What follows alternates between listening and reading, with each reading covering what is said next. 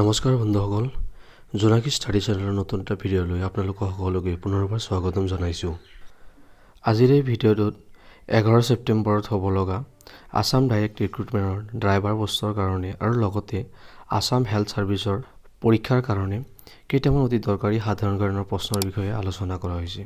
যদি ভিডিঅ'টো ভাল লাগে আমাৰ ভিডিঅ'টো লাইক কৰিব আৰু লগতে চেনেলটো ছাবস্ক্ৰাইব কৰিব। বলক ভিডিঅ'টো আৰম্ভ কৰোঁ।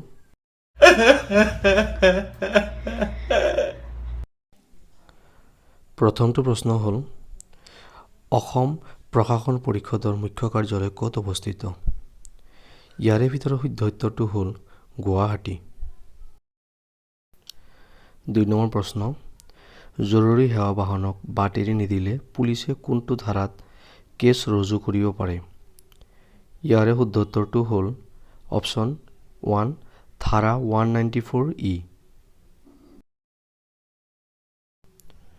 প্ৰশ্ন নম্বৰ 3, NABRDৰ মুখ্য কাৰ্যালয় ক'ত অৱস্থিত? ইয়াৰে ভিতৰত শুদ্ধ উত্তৰটো হ'ল 4 মুম্বাই।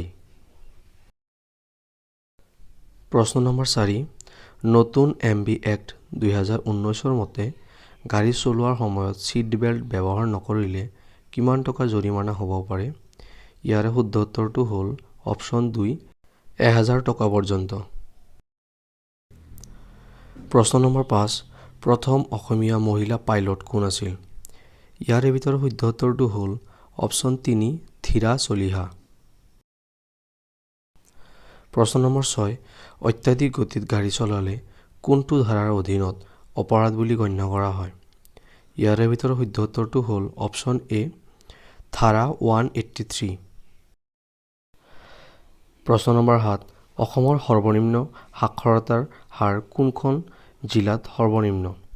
ইয়াৰে শুদ্ধ উত্তৰটো হ'ল অপশ্যন 2 ধুবুৰী। প্ৰশ্ন নম্বৰ 8, সমতাৰ অধিকাৰ সংবিধানৰ কোনটো অনুচ্ছেদত সন্নিৱিষ্ট আছে? ইয়াৰে শুদ্ধ উত্তৰটো হ'ল অপশ্যন 3 অনুচ্ছেদ 14। প্ৰশ্ন নম্বৰ 9, জুইশলা বনোৱা কাৰখানা অসমৰ কোন জিলাত আছে? ইয়াৰে ভিতৰত শুদ্ধ উত্তৰটো হ'ল অপশ্যন 1 ধুবুৰী। প্ৰশ্ন নম্বৰ 10, চেনাব কোন নদীৰ উপনদী?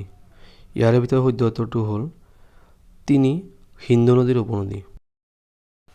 প্ৰশ্ন নম্বৰ 11, ৰাইডাৰ কাপ কোনবিধ খেলৰ লগত জড়িত?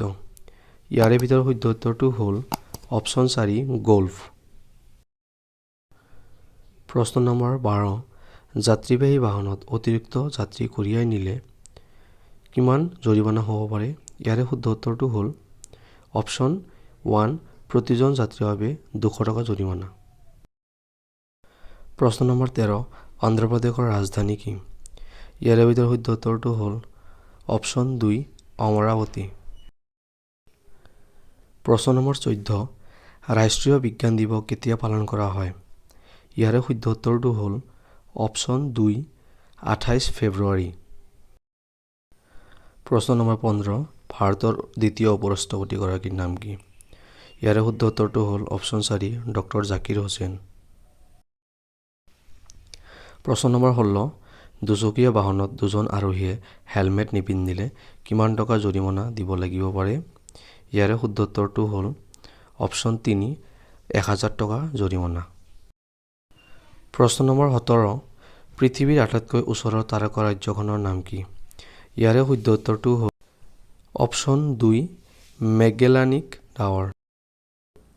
প্ৰশ্ন নম্বৰ 18, অ মোৰ আপোনাৰ দেশ গীতটো ৰাজ্যিক গীত হিচাপে কেতিয়া স্বীকৃতি দিয়া হৈছিল? ইয়াৰে শুদ্ধ উত্তৰটো হ'ল অপশ্যন 2 1927 চনত।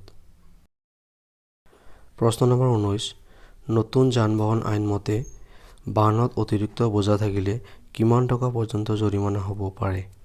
ইয়াৰে শুদ্ধ উত্তৰটো হ'ল 20,000 টকা পৰ্যন্ত। অন্তিমটো প্ৰশ্ন নম্বৰ 20, বিনা লাইচেন্সত গাড়ী চলালে কোনটো ধাৰাৰ মতে অপৰাধ বুলি গণ্য কৰা হয়? ইয়াৰে শুদ্ধ উত্তৰটো হ'ল ধাৰা 181।